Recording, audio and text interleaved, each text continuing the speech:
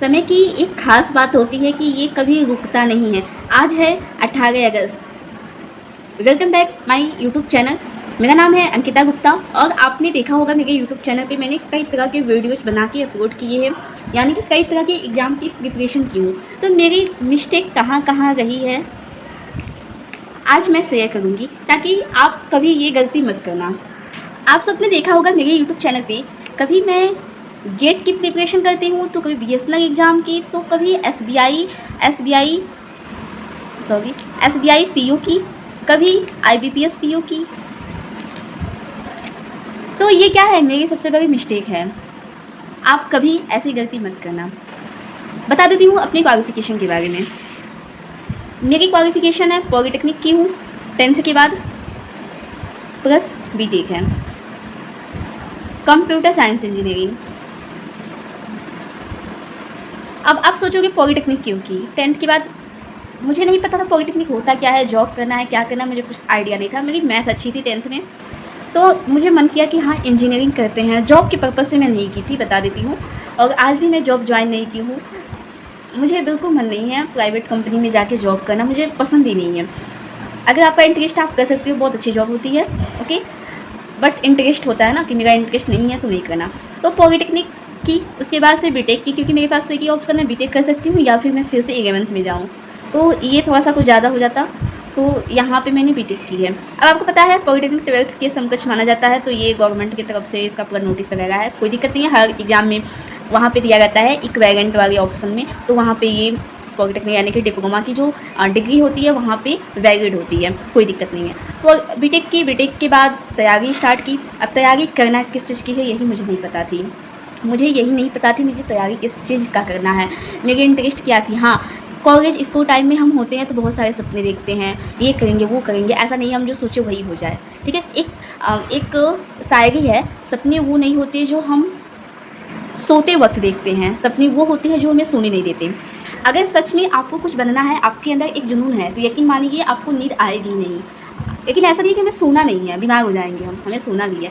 तो कहने का तात्पर्य ये है कि आप ऐसा ना रहे कि 24 घंटे में 10 घंटा 20 घंटा सोते ही गए, ऐसा नहीं है। आप टाइम को मैनेज कीजिए, जो भी 5 घंटा 6 घंटा की नींद जो होती है, यानी कि सोना जो होता है वो इंपॉर्टेंट होता है, तो वो कीजिए। फिर उसके बाद से जो टाइम बचते हैं उसमें अपनी स्टडी कीजिए।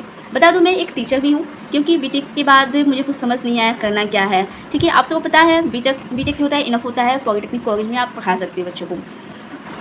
गवर्नमेंट की वैकेंसी जाती हैं बीटेक के थ्रू, कई तरह की वैकेंसी जाती हैं, टी पर एसबी में भी आती है, तो वहाँ पे स्कूल में आप पढ़ा सकते हो। तो ऐसे कई तरह की वैकेंसी जाती हैं। पॉलिटेक्निक लेक्चरर गवर्नमेंट कॉलेज के लिए भी आती है। तो मेरी अभी गवर्नमेंट जॉब नहीं है, प्राइवेट ही है, तो पॉलिटेक्निक कॉलेज में पढ़ाती हूँ, मैं टीचर भी हूँ। तो मुझे टाइम नहीं मिला, मैं अभी ज़्यादा टाइम वेस्ट अपना नहीं की हूँ। 2025 की पास आउट हूँ, और प्लस मैं टीचिंग ज्वाइन की थी, अक्टूबर के आसपास में की थी। और यही जब मेरी बीटेक की डिग्री कंप्लीट हुई, मतलब बीटेक का जो कोर्स कंप्लीट हुआ था, जून में सारे एग्ज़ाम मतलब ख़त्म हुआ था, उसके बाद से रिजल्ट आए थे। तो जून के बाद जो टाइम बची थी उसमें मैंने तैयारी की थी, बट एग्ज़ाम कोई नहीं दी थी, झूठ नहीं बोलना है, एग्ज़ाम कोई नहीं दी थी, तैयारी की थी, फिर टीचिंग के लिए ज्वाइन की। तो स्टार्टिंग में मुझे टाइम नहीं मिला उतना कि हाँ प्रिपरेशन बहुत अच्छे से कर पाऊँ। आपको पता है अभी 2026 का टाइम है, तो अभी मेरे पास 1-2 मंथ 3 मंथ के जो भी टाइम थे, उसमें काश मैं अच्छे से प्रिपरेशन की होती तो कुछ अच्छा कर पाती। तो मैं यहाँ पे बस इसी बात से थोड़ा सा बहुत अपसेट हूँ, काश 2-3 महीने और मेहनत की होती, क्योंकि इस टाइम पे बच्चों की छुट्टियाँ थी, मुझे कुछ टाइम भी फ्री मिला था। काम रहते हैं कॉलेज में, ऐसा नहीं है, बस कुछ टाइम रहते थे जिन्हें मैं यूटिलाइज़ नहीं कर पाई। तो मैं कोशिश भी की जहाँ पे, तो मुझे कोई रिजल्ट नहीं मिला, क्योंकि आपको पता है कि ये सब जो एग्ज़ाम होते हैं ये 1-2 मंथ में तैयारी से नहीं हो पाएगा, आपको टाइम देना होगा। आप जो सेमेस्टर एग्ज़ाम देते हो और जो आप तैयारी करते हो, इनका लेवल जो होता है बहुत अंतर होता है। ऐसा नहीं है कि सेम टू सेम होती है, ठीक है। यहाँ पे अगर मान लीजिए गेट का है, मैं सीएस ब्रांच से थी, तो गेट में क्या है, सीएस का सब्जेक्ट रहेगा ही, प्लस वहाँ पे एप्टीट्यूड के रहेंगे, तो वहाँ पे हार्ड लेवल के क्वेश्चंस आते हैं बेटा, हार्ड लेवल के, तो वहाँ पे हम फेल हो जाते हैं, क्योंकि हार्ड लेवल की प्रैक्टिस जब की नहीं है तो होगा कहाँ। ऐसा नहीं है कि आप कर नहीं सकते हो, कर सकते हो, लेकिन टारगेट एक ही लेके चलना, कम से कम 1 से 2 साल का टाइम देना, फिर एग्ज़ाम देख पहले तो मॉक टेस्ट देना, देखना नंबर कैसे आते हैं, फिर आप एग्ज़ाम में जाना। मैं ये कहूँगी, एग्ज़ाम देने से कोई मतलब नहीं है कि हम फॉर्म भरते रहें, एग्ज़ाम देते रहें, कोई मतलब नहीं है। तो करना क्या है अब समझते हैं। तो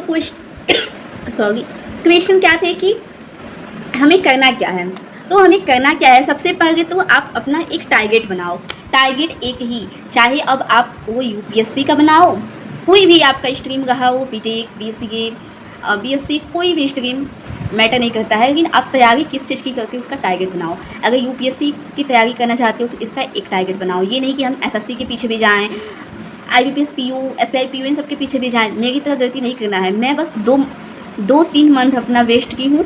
बाकी तो मैं बताई हूँ, मैं एक टीचर भी हूँ, तो मुझे क्लास में बच्चों को पढ़ाना भी था, और मैं फ्रेशर थी, तो उस टाइम पे हार्ड वर्क भी ज़्यादा थे, क्योंकि वहाँ पे आपको स्टार्टिंग में ट्रेनिंग बेसिस पे सीखना रहता है, कैसे पढ़ाना है कैसे नहीं, तो बहुत सारी चीज़ें होती हैं। तो अभी इसको छोड़ते हैं। यहाँ पे 2-3 मंथ मैं अपना वेस्ट की हूँ, तो अब मैं आगे अपना वेस्ट नहीं करना चाहती हूँ, और मैं नहीं चाहती कि आप भी वेस्ट करो एक भी दिन अपना। तो क्या करना है, सबसे पहले टारगेट बनाना है, कोई भी, चाहे यूपीएससी है, एसएससी है, बस एक को टारगेट बनाना है। मान लेते हैं यूपीएससी की तैयारी आप करते हो, तो आपके लेवल अच्छे हैं, तो आप इन फ्यूचर आप अगर बैकअप चाहते हो तो आप एसएससी का एग्ज़ाम दे सकती हो, क्योंकि यूपीएससी में आप वो सब चीज़ें पढ़े रहते हो पहले से। एसएससी में बस हमें एमसीक्यूज टाइप की चीज़ें पढ़ने होते हैं, और थोड़ा सा कुछ अंतर होता है, ऐसा नहीं है, 19-20 का अंतर होता है। यूपीएससी एक हार्ड लेवल की एग्जामिनेशन होती है, वहाँ पे हमें रिटन एग्जाम कई तरह के देने होते हैं, और वहाँ पे फाउंडेशन बिल्ड हो जाती है हमारी। तो फाउंडेशन बिल्ड जब हो जाएगी तो हम प्रिपेयर हो जाते हैं किसी भी कॉन्सेप्ट को सीखने के लिए। तो एसएससी में क्या कहते हैं, मैथ, रीजनिंग, ये सब तो यूपीएससी सी सेट में भी हमें पढ़ना होता है। तो अगर आप प्रैक्टिस अच्छे लेवल की कर लेते हो तो आप कुछ अच्छा कर जाओगे। तो उसके बाद से हमें करना क्या है, सबसे पहले हमें सिलेबस को कंप्लीट करना है। सिलेबस को कंप्लीट करना है, साथ में हमें जो सिलेबस, मतलब सिलेबस जो हम कंप्लीट किए हैं, ठीक है, उसका कोई सब्जेक्ट होगा, सब्जेक्ट में कोई टॉपिक होंगे, उस टॉपिक पे हमें क्या देना है, मॉक टेस्ट देना है। मॉक टेस्ट, छोटे छोटे मॉक टेस्ट देते रहना है बीच बीच में, फिर उसका रिवीजन भी करना है। ये नहीं कि पीछे का भूलते जाएँ, तो ये बहुत बड़ी मिस्टेक होती है, तो मिस्टेक हमें नहीं करना है, मॉक टेस्ट देते रहना है। ऐसे ही हम इसी प्रोसेस को रिपीट करेंगे तब तक जब तक कि सिलेबस कंप्लीट ना हो जाए, कम से कम 80% तक, ठीक है, 80% तक कंप्लीट ना हो जाए। इसके बाद से हम जो सेक्शनल मॉक टेस्ट होते हैं उसको देते रहेंगे, सेक्शनल। फिर देखेंगे अगर अच्छे नंबर आते हैं, इसमें अच्छे नंबर आते हैं, फिर इसमें, तो हम आएंगे full length mock test. Plus हमें आंसर राइटिंग की भी प्रैक्टिस करनी है। एक इसके लिए था, ये फर्स्ट वाला था, इसके टारगेट लेके चलना है, तब बता गई थी। ये तो ऐसे ही बता गई थी कि आप एक एग्ज़ाम को टारगेट करो। तो ऐसे ही अगर आपका कोई बैंकिंग का एग्ज़ाम है तो उसके लिए आप रीजनिंग, मैथ, इंग्लिश पढ़ो, ठीक है, उसके टॉपिक वाइज टेस्ट दो, देखो क्या नंबर अच्छे आते हैं। तो अगर सिलेबस कंप्लीट हो जाती है कुछ परसेंटेज, तो आप सेक्शनल मॉक टेस्ट देना स्टार्ट कर दो। फिर उसके बाद से उसमें नंबर अच्छे आते हैं तो फुल लेंथ मॉक टेस्ट देना। तो ऐसे प्रोसेस को रिपीट करने से एक नए दिन आप कुछ अच्छा कर पाओगे। और इसके बाद अगर मैं बता दूं, ठीक है, इसके बाद अगर हम आगे जाते हैं तो देखते हैं, अगर हम किसी अच्छे कोचिंग में टेस्ट देते हैं, वहाँ पे नंबर अच्छे आते हैं तो ठीक है, अगर कुछ कमी होती है तो उसकी एनालिसिस करेंगे।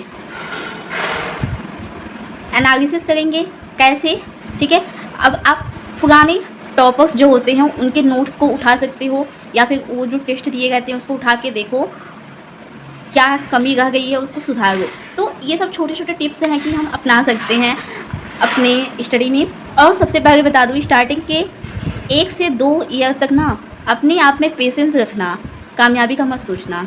1 से 2 साल का ये जो टाइम है, ये सीखने का है टाइम, फाउंडेशन को बिल्ड करने का है, फाउंडेशन को बिल्ड करने का टाइम है। तो आई होप आपको वीडियो पसंद आई हो, और ऐसे ही आप अगर छोटे छोटे टिप्स जानना चाहते हो, छोटे छोटे वीडियो चाहते हो यूट्यूब चैनल पे आए, तो चैनल को सब्सक्राइब करना और शेयर करना। थैंक यू सो मच, मिलेंगे नेक्स्ट वीडियो में, बाय बाय।